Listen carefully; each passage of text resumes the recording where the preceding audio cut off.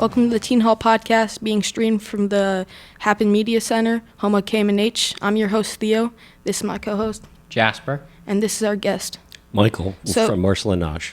Yeah, we're going to be talking about Morsel Nosh this episode. So just first, what is Morsel Nosh, just for the people who don't know? It's a neighborhood deli and grocery. Can you describe a little bit more about what you do? Oh, me personally, I make most of the food. Sandwiches, all of our salads, anything that's cooked or prepared. And where is it located? It's at 4183 Hamilton Avenue. So why did you choose Northside to put your business in? I live in Northside, and when we started down this path several years ago, we originally just wanted to open up a cheese and charcuterie shop, but as we talked to our neighbors and other people in Northside, they said, no, we need a deli, we need a bodega. Yeah, definitely. So I was like, okay, change of plans. We're now doing a bodega. We established the business in 2016, but we didn't open until the brick and mortar until 2021. And kind of what made you really want to start a business in Northside? Well, when I was very young, I had two interests, which was computers and food. And I had a 30-year career in computers. And then towards the end of that career, I was like, okay, I think it's time to think about food now. And so we established a business, as I said, in 2016. And then with the intent of opening a brick and mortar. And 7 years later, here we are. Oh, I'm sorry, 8 years later, here we are. Mm-hmm. Nice. So you're going to be judging the peanut butter and what competition that's coming up? That is correct. Actually, there's going to be three of us from Morsel Nosh. One of our employees, he's been in the food industry himself for about 30 years, and he's like, oh, can I be one of the judges? Absolutely. So for the people who don't know, peanut butter and what is a competition that Happen holds where kids can design their own sandwiches with peanut butter and then whatever toppings they want on top of that to make their own sandwich, and then it's judged by different judges, and I believe that the winner is going to have their sandwich sold at Morsel Nosh. Is that? So yeah, it's my understanding there's going to be two judgings, or there's going to be the kids are going to judge the sandwiches, and there's going to be a kid's choice, and then those of us at Morsel Nosh are here. We're going to have a chef's choice for a winner, and then we will offer that chef's choice as a special at Morsel Nosh with proceeds going to Happening. What do you think you're going to be looking for when you're judging the peanut butter and what competition? Creativity. And one of the challenges, as I've been saying, is that, I'm going to expect the peanut butter to be edge to edge. And when we get into other things, salad, peanut butter and what does present somewhat of a challenge in that you may not be able to include very much veg, but you have fruit is an option that you could opt for. And condiments, some people have mixed peanut butter and mayonnaise, and it does have a very interesting flavor to it. It can be a little salty. Yeah. But basically, I'm going to look for creativity. Did the person put a thought into this? Did they, because keep in mind, too, that when kids make these sandwiches, each sandwich is going to be cut into 4 or 6 pieces. So you want to make sure that it's spread edge to edge so that everyone gets the same taste or the same bite. So I'm going to look at, appearance is going to change because the sandwich is going to be cut into small pieces. So I'm not going to focus on appearance, but I will focus on taste. It's ultimately down to taste. Is this a pleasurable experience? Is this something like, oh, hey, I'd eat that? We have customers that come in, and we have a build your own menu, and some of the build your own compositions that come in are crazy. They're all over the place. And sometimes I'm like, oh, that's gross. Other times I'm like, hey, that's really interesting. I've never done that combo before. I want to make one of these and try it myself. And we have folded some sandwiches into a special based on what a customer thought of. So I'm going to, again, look for creativity, and when I eat it, is it a solid bite? How do you prepare your sandwiches in the deli?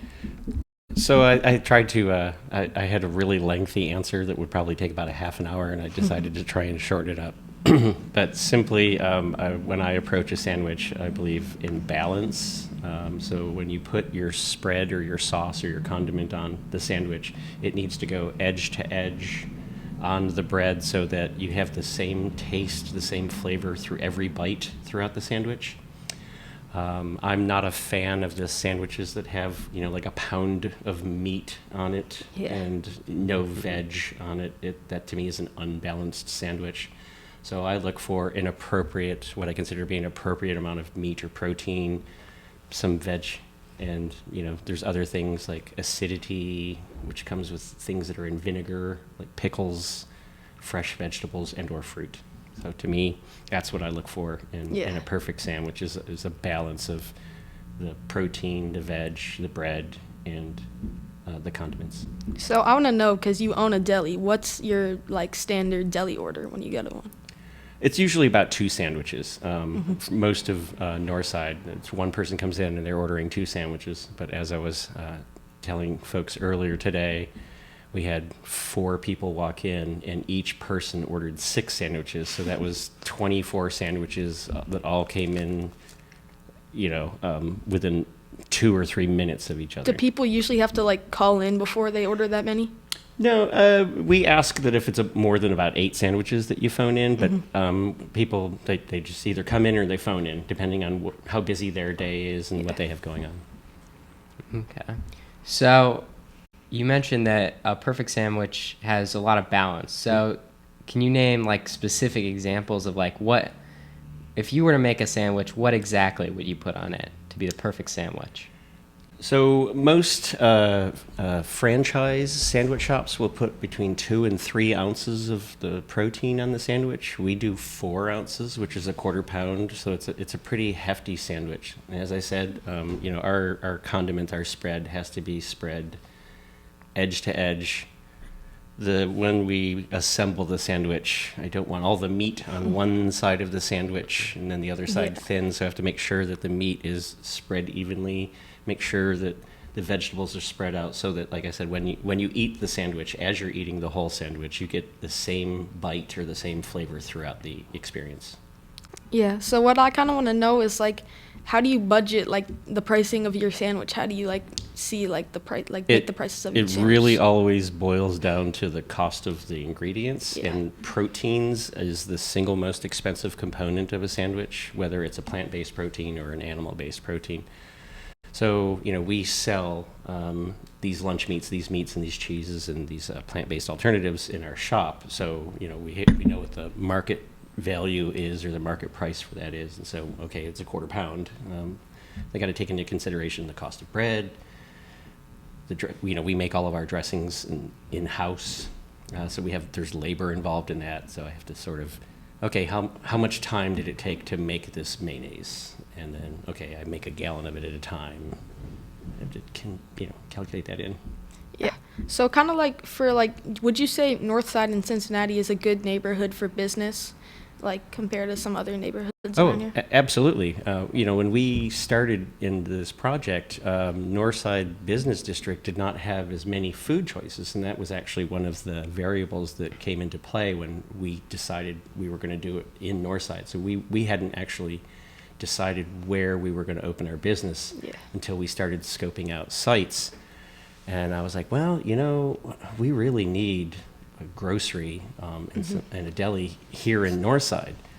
And then I started seeing, we had limited food options. It was always late night food, bar food, pizza and wings were pretty much it. So I was like, well, no, we're in a bit of a food desert, which means we had to travel more than 3 or 4 miles outside of Northside in order to get some basic staples.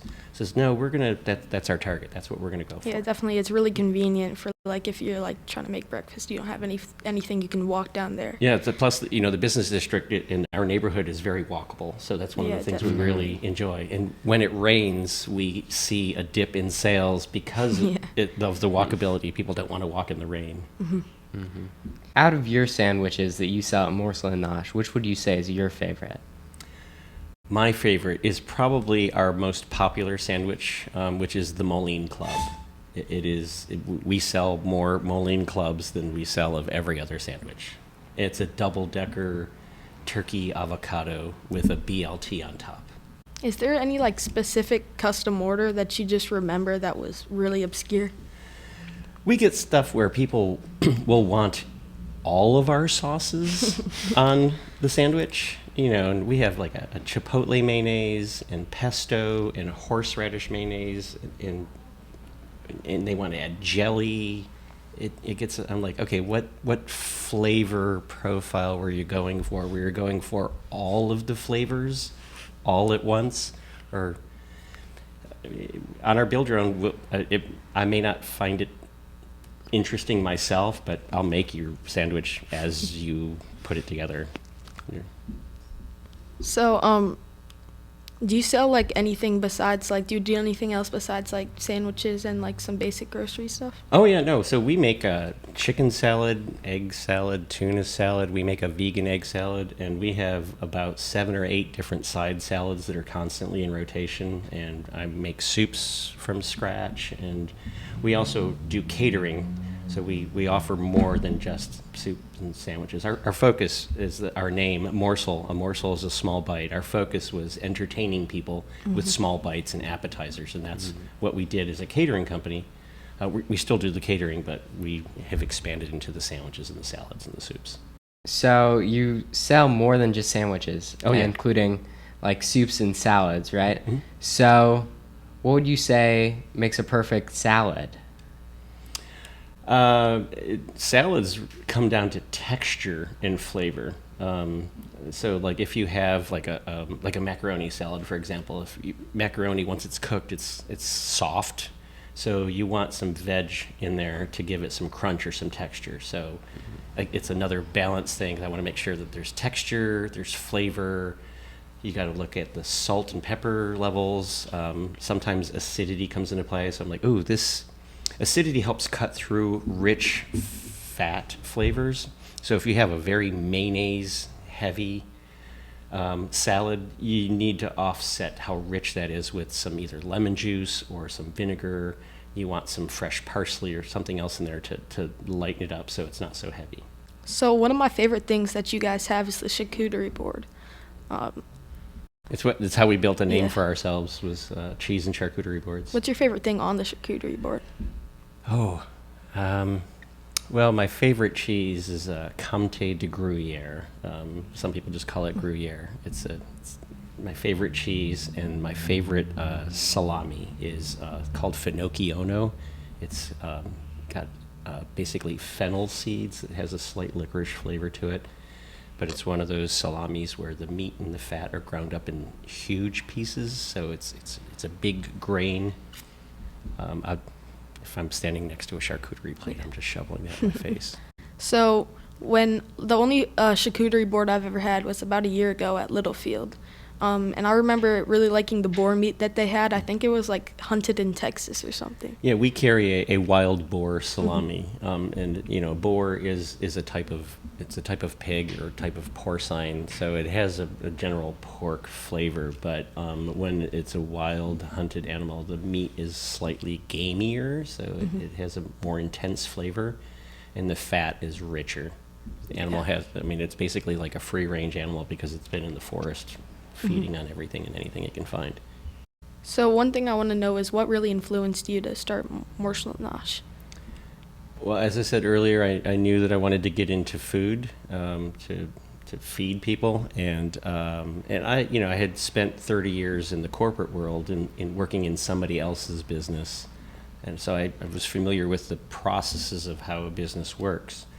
But I knew nothing about owning a small business. And actually, I started taking some free classes at the Small Business Development Center. Almost every city has a Small Business Development Center, which is an offshoot of the U.S. government's Small Business Administration. And it's usually they have instructors there for people who have been entrepreneurs or business owners who have had 40, 50 years in their field, and they offer these free classes of like, hey, when you go down a path and you decide you're going to start a business, you need a business plan, and a business plan, has an outline, and it's almost like a project scope. You got to find out what sort of laws and regulations apply to the industry that you're going into. You got to do some market research to find out, who's your competition, who's doing what, and how are you going to differentiate what you're doing from what everybody else is already doing. And that's where I've actually met other small business entrepreneurs. I met Gary, who owns Pickled Pig. I met his wife at Small Business Development Center and several. And so we've all been very supportive of each other's small businesses, networking through these people. We'd like to thank United for Lions for sponsoring this episode of the Teen Hall podcast.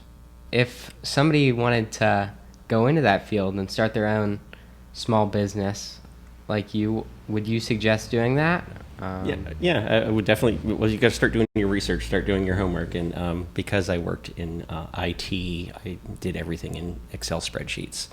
So I started documenting everything. So I had a tab that was, this is all legal. This is all the licenses and permits and things that we need. And then I was like, okay, here's my homework.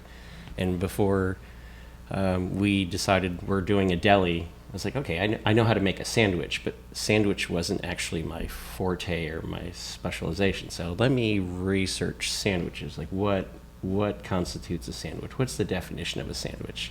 Okay, now that I know what a sandwich is, all right, so we got the franchise chains, Subway and whatnot, Jersey Mike's. So like, okay, what are they doing for sandwiches? And let me look at their menus. And what are the top sandwiches that people look for? You got to have a turkey sandwich, you got to have a ham sandwich, you got to have roast beef, so on and so forth. So here's a tab in the Excel spreadsheet where I started putting down every sandwich I could find. Like, okay, what are the weird sandwiches? What are the funky sandwiches? Like, okay, well, if I'm doing sandwiches, then I need bread, because every sandwich starts with a bread. Okay, who are my local bread vendors? What bread do I want? How many different breads do I want? Okay, I'm going to have lunch meats. Who are the distributors for lunch meats? Who are the distributors for cheese? Where do I get the components that I need? All right, now I have to have condiments. Am I going to make them all from scratch? Am I going to buy them already made? Just start thinking. In IT, we call them sort of silos of knowledge, where, okay, you pick an area, and now you got to find out everything up and down about that particular variable. All right, I did my research on bread. I did my research on meats. I did my research on cheeses. I did my research on veg and produce and stuff like that. So start doing your research, start doing your homework, start collecting your data, write it all down. That's smart. So what would you say to someone, just to encourage them who's aspiring to start a small business in a neighborhood like Northside?